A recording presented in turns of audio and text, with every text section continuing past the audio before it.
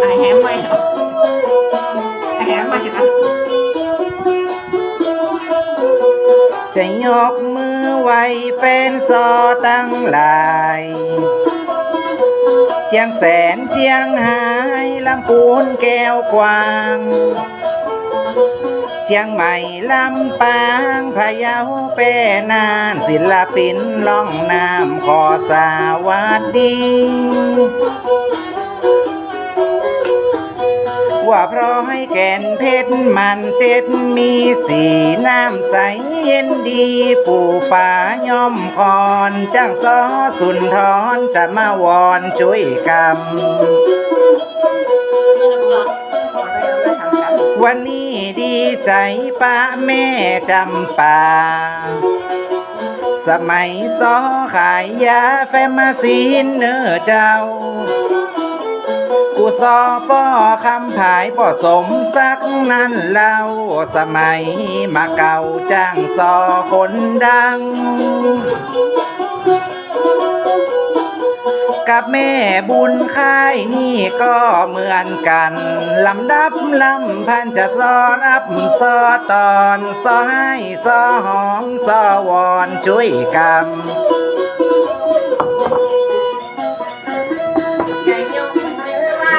ยักษ์ใส่มือตาถ้าลบย่อบานย่อสามใส่เจ้าบ่มีตั้งหลายละไหลมามีกี่ดาวละโลกมีเขาแม่ใจยกมามือไว้เจ้ายืนยาวตาคนนั้นมาให้ร้อยเจ้า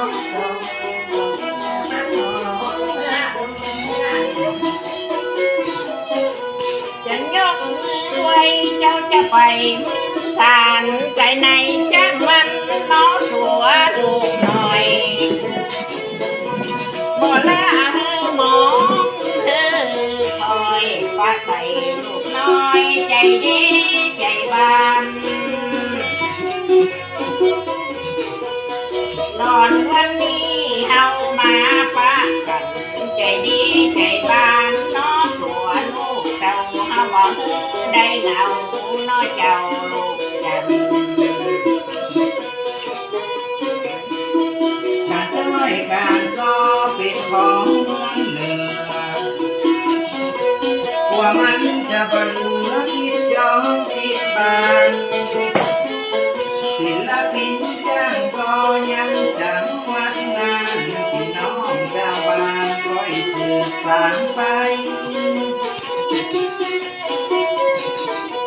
ว่าเป็นของดีบ่เมื่อใดสูญหายสืบสานไปแล้วยังตั้งนาอนุรักษ์รักษาการซอเท้าจอย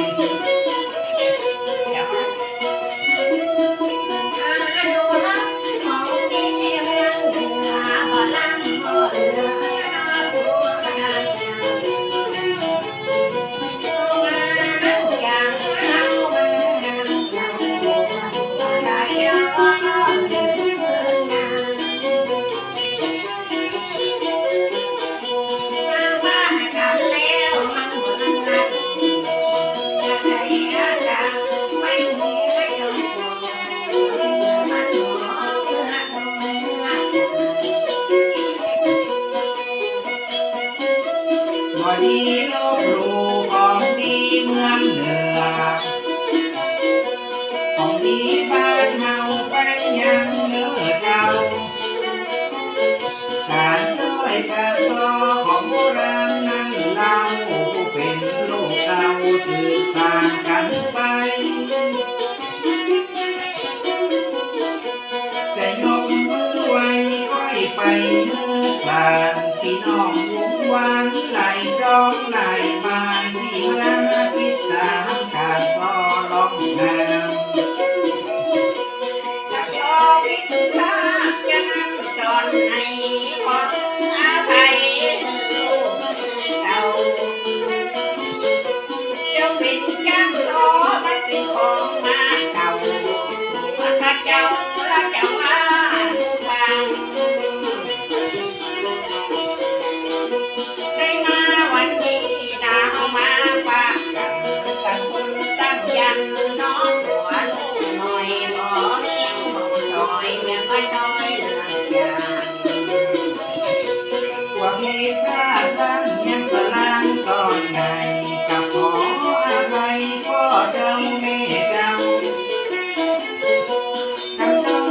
ำก็ของลูกของเจ้าบ่ถูก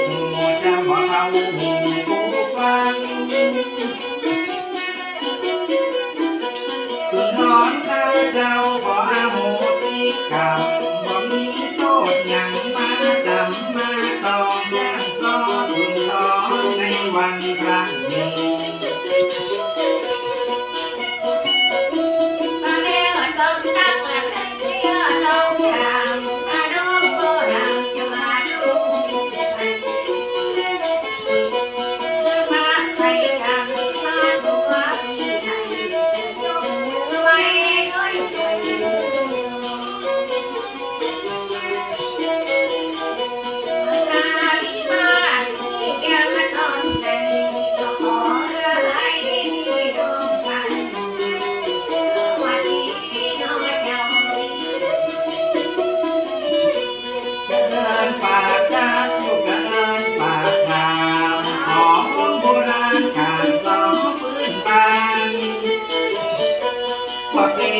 ของที่ผู้จังวันนานสายผู้สร้างมรดกโบราณ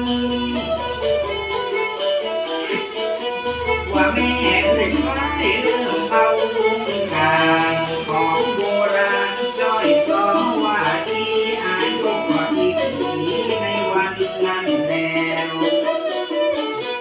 ถ้าตามมาดูเราจะนั่งสังขารจะบอกทาง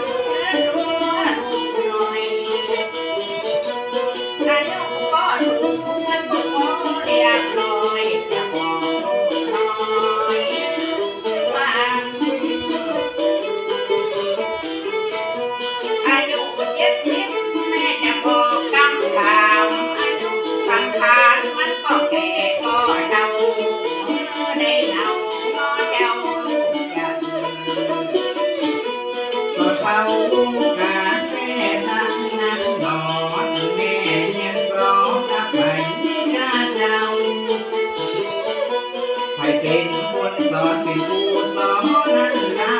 จะถามแม่เจ้ามีลองไป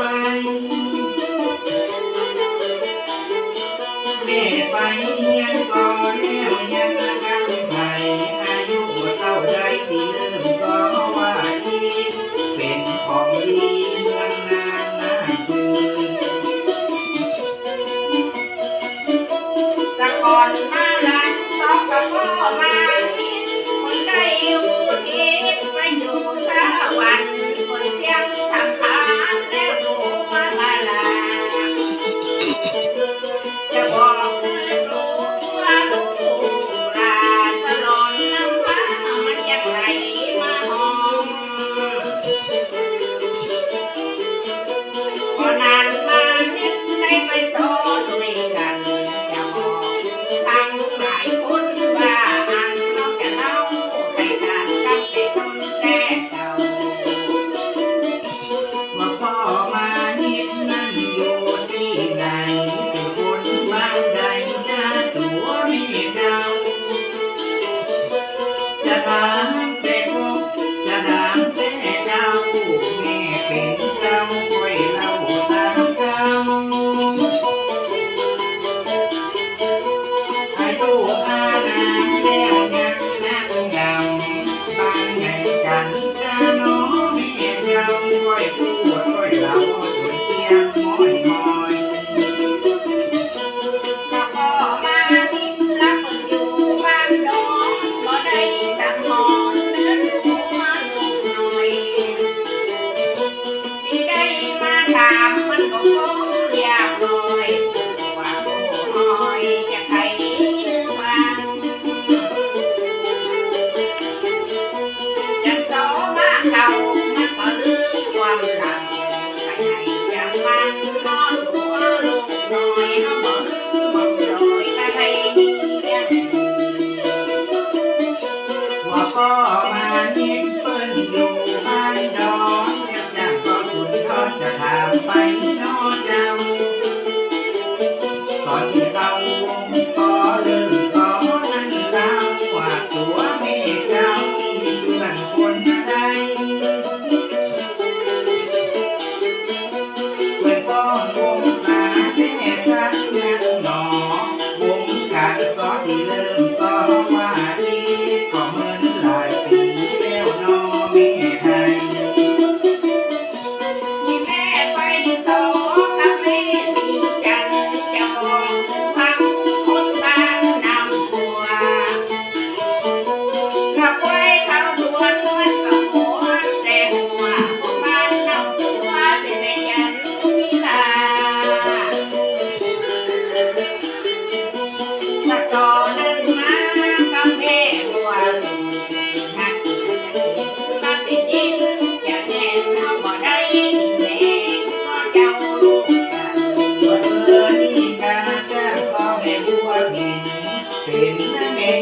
ไปยังนอเจ้า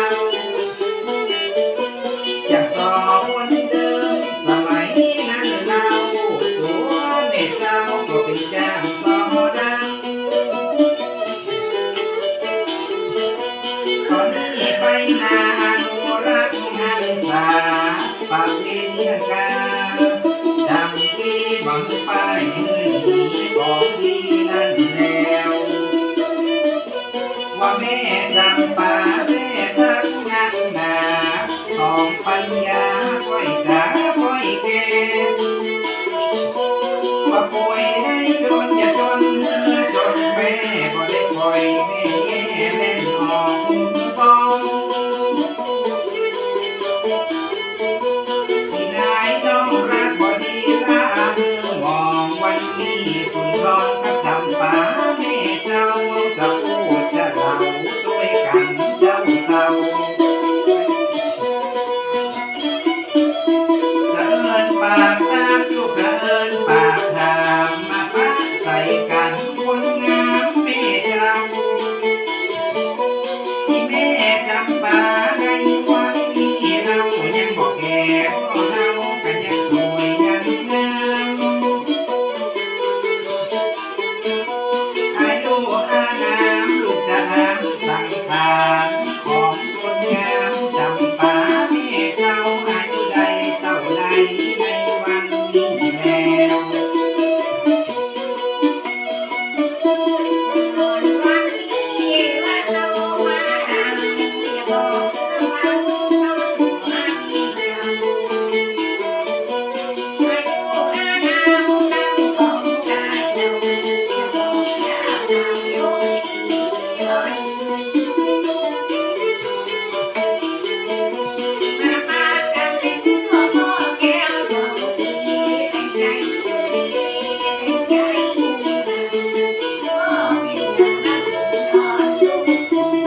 แม่อายุได้60 ปีปอกหินนารีไปยังนอเจ้าฉันสอลูกหลานฟังกันแต่เราหัวนายแม่เจ้าสมัยสอลาก่อนวันนี้ลูกเต้าเจ้าดวงเทพรสมัยสอลาก่อนรำมาสีดังอันเมียน้อยเมียหลวงก็โด่งดังเส้นลำที่แม่ก้อยสอเรื่องยังนั่งนำขอฟังในวันนี้เจ้าก็เป็นละครโดยไปแต่เราที่น้องเขาเจ้านั่นได้ฟังไปละครเมียน้อยเมียหลวงนั่งงามจ้างโซดังจำปาแม่ข้าสมัยก็ขายยาในวันนั้นแล้ว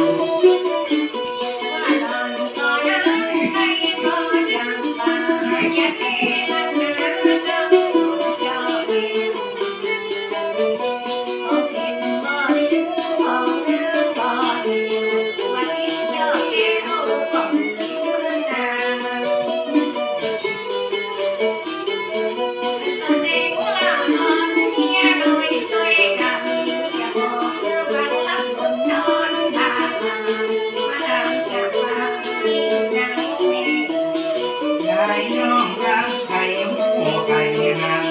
ก็ละก็เป็นจะได้จ้าเจ้าที่แม่สอเป็นเมียน้อยเมียหลวงนั้นเราสองลูกเราเป็นคนละก่อนว่าแม่จำปาบ่ได้ลามองวันนี้สุนทรน้องลาเจ้าผู้กันลาได้มาครั้งนี้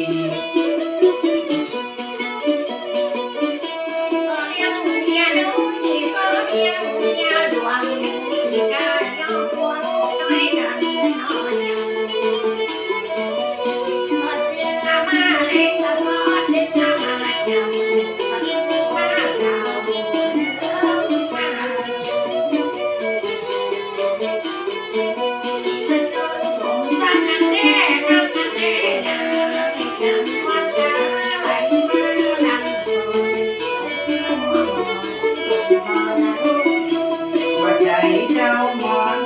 ปอนไปปั่นห้องซ้อนด้วยกันมัน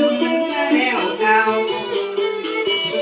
เขาจะปั่นก่อนทำดีน้องเป็นเจ้าว่านายน้องเราจะเอาก่อนไปเต้น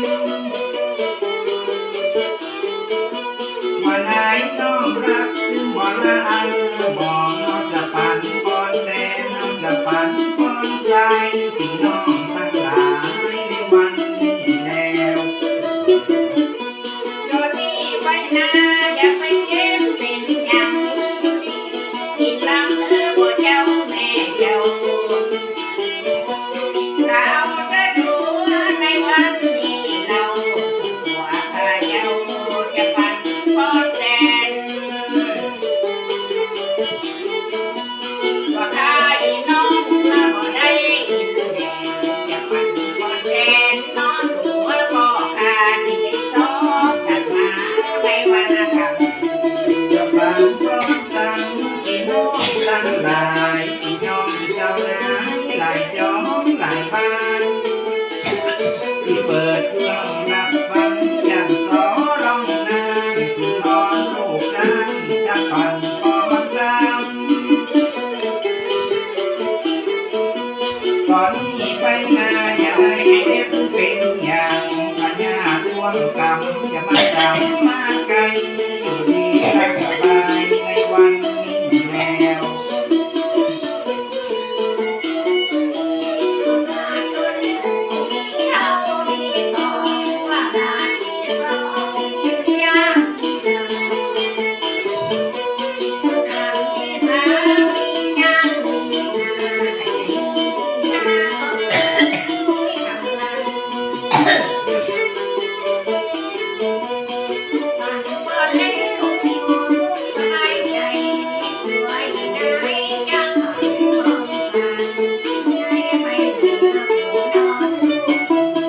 ได้เงินเหมือนเกินได้เงินแส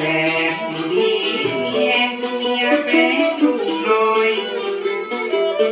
รับได้เงินปันฝันได้เงินลอยกว่าดีดอกก้อยอย่าบุยใจให้ร้อนสถาพี่น้องอย่าได้เศร้าได้มองเป็นภาษาต้องย้อภาษาแก้วน้ำบุญไปแก้วเอาหาพี่น้อง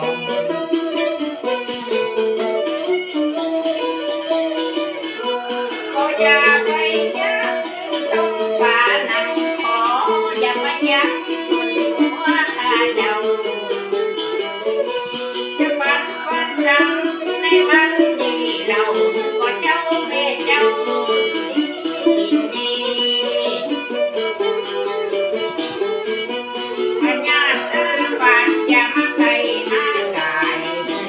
สบายเนื้อตัวก็เจ้าไม่ต้องพวกเราได้มาสอกัน ก็จังวันตกก็อย่าได้มาก็ก็จังวันนอนก็อย่าได้มาเจือก็จังไหลลงไปใจส่งคำก่อนหรือว่าหาว่าไว้อย่าก็ตั้งใจอย่าไหลมาจำ ขอเป็นอย่าลองก้อนห้องอย่าจังพญาร่วมกรรมอย่าจำมาไกลสุขบ้านหวังใจสักพี่น้อง แต่เขาไม่ให้เอาคนมาให้